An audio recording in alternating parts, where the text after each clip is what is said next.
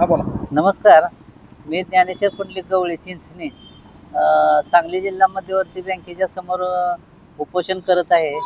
माझ्यावरती 17 लोकांनी बँकेतील खोटा आरोप करून मला 17/8/2020ला कमी केलेला आहे.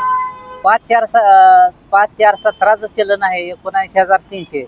सुरेश अरुण शिंत्रे यांना अपार केलेला आहे. तर ते खोटं आरोप माझ्यावर घातलेलं आहेत. नानासाहेब बजरंग पाटील,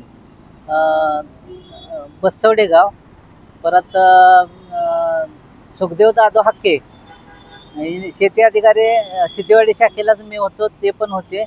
पण ह्या दोघांनी फसवलेलं आहे. आणि सुरेश अरुण शिंत्रे आणि संभाजी मारुती शिंदे झरंडे बलभीम विकास सोसायटी या चौघांनी, तसेच हेड ऑफिसकडील मानसिंग पाटील म्हणून सर्व व्यवस्थापक होते, त्याने खोटा आरोप करून मला बँकेतून कमी केलेला आहे.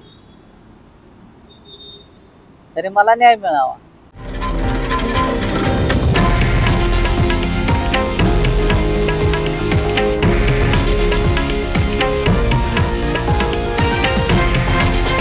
हे आहे देशातील नंबर 1 न्यूज नेटवर्क आणि आपण पाहत आहात TV9 मराठी, एकमेव.